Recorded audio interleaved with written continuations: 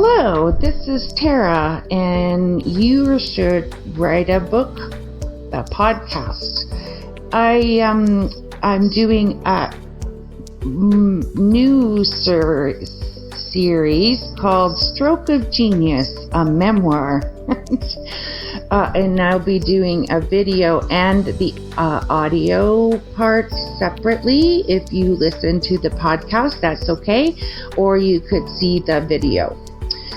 I wanted to talk about the things that I got to the hospital from yesterday. So I was discharged, and I wanted to. Some of my friends told me that all of my videos have been very positive, and that that's true. And I'm very good at making jokes and being positive. But the reality is that things are can be very hard for me. One of the things I am nervous about is about misunderstood.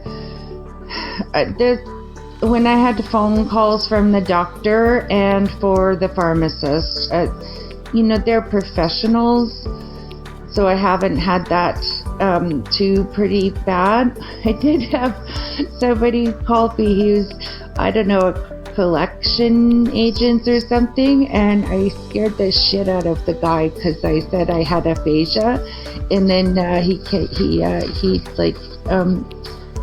hung up at me. So I don't know. I have no idea what he was talking about. Anyway, if I'm embarrassed by other conversation, I tend to be someone I'm going to make a joke, probably at my expense. That's kind of normal a little bit for me, but it still makes me embarrassment to not be able to talk. And I'm also afraid that I will be someone think that I'm on drug or on drunk or something, or drugs, and then if I'm nervous about that, then I would be really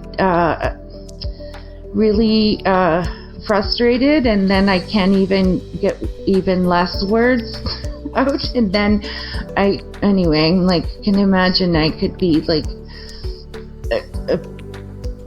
taken by the police saying that I was a drug person, and then the more misunderstood it get, then it would be very bad.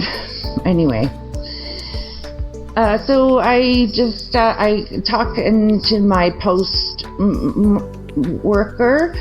His name's Thomas. He's lovely, very nice man, and I wanted to let you know that I had been away from a month now from the stroke, and in my mind it was going to be an easy conversation because he's lovely, and I know him for the last 3 years, and it was a lot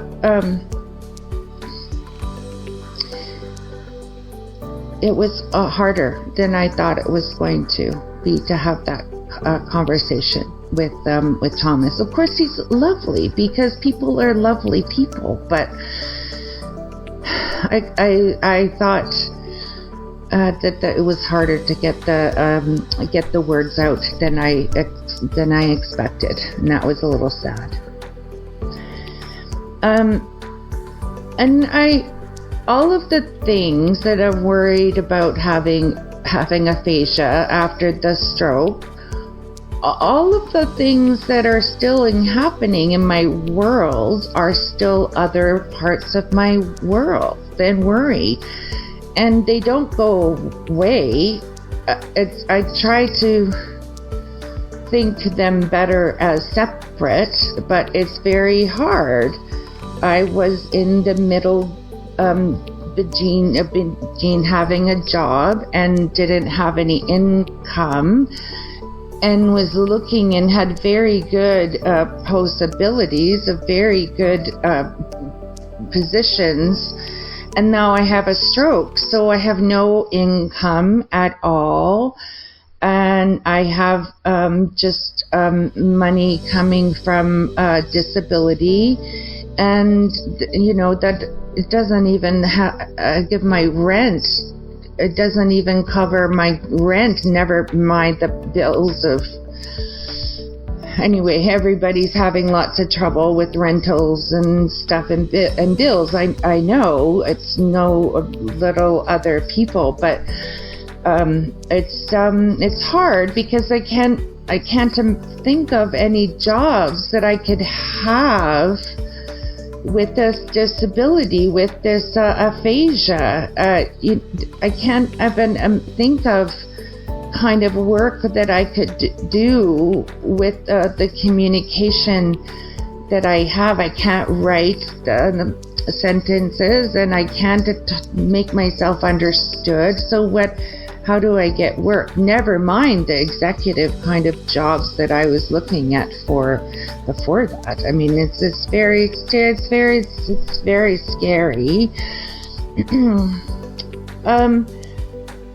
And I know that people are very good, and they give me, but they have the best intentions. They're so beautiful.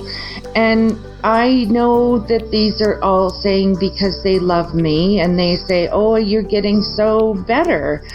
I know that we are getting better, but, and I hear, and people say, oh, you're so much progress. And, but sometimes it just makes me feel like shit.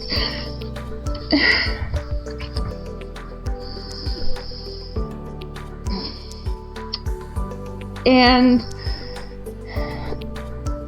then people say, oh, it's okay, Tara, this isn't permanent. And I think, but how do you don't know that? Will I can be able to my writing? Will I be able to make sentences and get back to going back to my novel that I love, that I was very excited about? Will I be able to drive? I don't know. Will they give me back my license back that I always had I'm always derived my life. And of course, will I have the capacity to the career that I still want? I don't know. And I know when people, they're very positive, and they say, oh, it's okay, it won't stay, you'll get back to normal. I don't know. I will have another stroke, maybe. I don't know. I worry any time that I think about being away from my hospital in case something happens again. I know that I've been very lucky in my very specific stroke was very small, and it was in the left part of my brain and very specific in my language part. But if it happens again, then maybe I could go back, and then I will lose paralysis again. My dad did this, and he was around this age of my time, I think mid-50s, that he had his first stroke. And he went a right brain stroke and took that, and then he didn't get his left arms back. I remember I stopped actually playing golf with him because I played golf with him on the last day before he had his stroke. And it was the time he ever played golf. Okay. So, I am a very positive person. I am. And I like to make jokes. And I am someone who wants to look in the good parts. And sometimes it's hard to stay positive. But I know that friends tell me that I like to, or that in my videos and my podcast, that I say, oh, you sound so positive, and that's true. But it's because I choose to not be positive. And this is me just admitting you that sometimes this just it's shit, and it's very hard. Anyway, it's okay. I just wanted to part that it's not all just rosy. I try, and sometimes it's hard. And I know that there are other people like that aphasia that have just kind of things like me too, that are just positive or not positive, or that they worry. And all of the things that are part of our life, they're still there. They're still there. They're things that still have to handle and be to think about all at the same time, of all of the things that we now off to talk about the aphasia. Anyway, so I didn't want to live because this I am. I thought the speech pathologist was trying to get me to read a paragraph about hippopotamus. And I think I could say that now, right? I can't remember. Anyway, but when I couldn't say over and over again, I don't know. Not only did I pronounce it wrong, he made this 5 syllables of hippopotamus. He had I don't know. He pronounced it. I don't know. I turned it to like a 10 syllables word. And I just kept saying it over and over and over again. I was like 10, and it was all differently the whole time.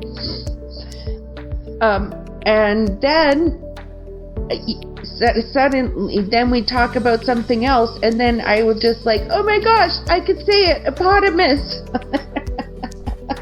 So I don't know. It's very funny what is going to glitch on me and when it will just be okay and easy to get the next word out. We never know what is going to be troubleless or easy. I don't know. Anyway, so listen, I'm going to be trying to positive. I just am, because I need to be. And yes, right now it's very shitty for me, and it's very hard, and that's okay. And I'm just, and that's okay. But I'm going to keep trying to be positive and to make some jokes and to be humorous, because I am and I'm just trying to